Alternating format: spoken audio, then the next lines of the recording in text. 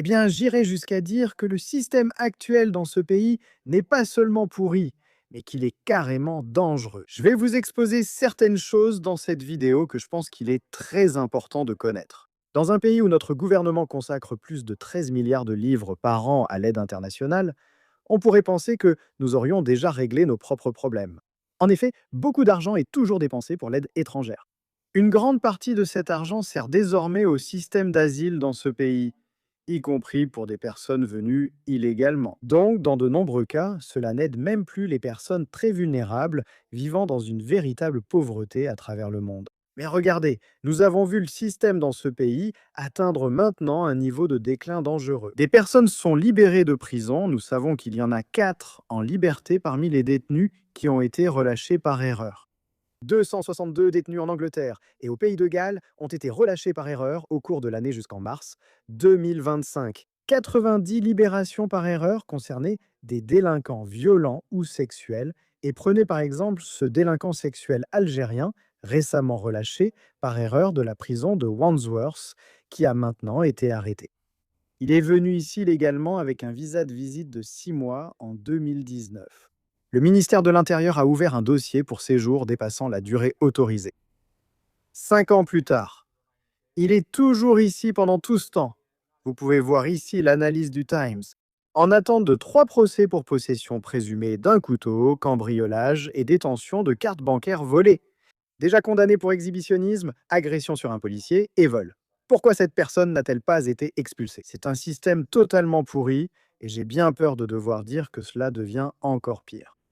Eh bien, un grand merci à Ground News d'avoir sponsorisé la vidéo d'aujourd'hui.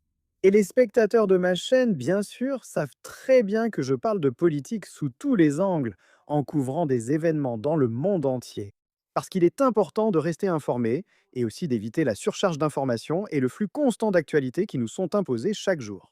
Ground News est fantastique pour obtenir une analyse de ce qui est rapporté, où et comment. Ground News est une application et un site web qui vous aident à analyser les développements critiques dans le monde chaque jour.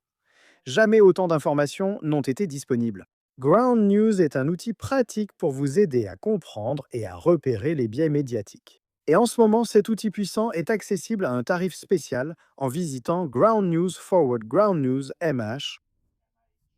Abonnez-vous au plan Vantage avec 40% de réduction pour un accès complet à Ground News et mieux comprendre le monde. Alors rendez-vous sur Ground News Forward, Ground News MH ou consultez le lien sous cette vidéo. Parce qu'il n'y a absolument aucun doute maintenant, à moins d'être incroyablement naïf, que nous avons permis à notre gouvernement de laisser entrer des personnes extrêmement dangereuses dans ce pays. C'est la réalité de la situation à laquelle nous sommes maintenant confrontés.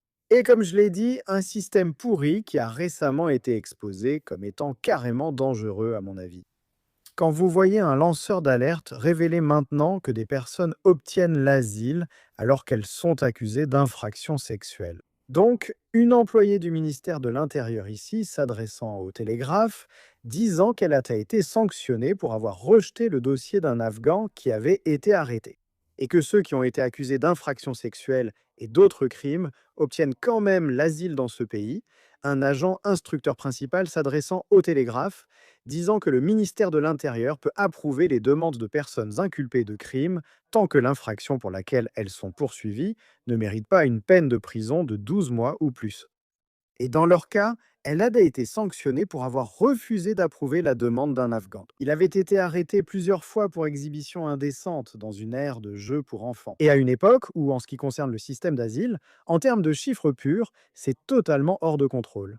C'est l'héritage des conservateurs et des travaillistes. Maintenant, vous avez vu les demandes atteindre un niveau record, les traversées en bateau exploser littéralement. Et donc, comme je l'ai dit, je pense que c'est un système pourri, c'est un système dangereux. C'est le défi auquel nous sommes maintenant confrontés pour redresser notre pays et ce qu'un gouvernement réformé doit accomplir. La priorité numéro 1, bien sûr, est de protéger le peuple de ce pays. N'hésitez pas à me faire part de vos réflexions à ce sujet dans les commentaires ci-dessous. Merci d'évaluer cette vidéo, un petit pouce en l'air rapide, et bien sûr, comme toujours, merci de regarder.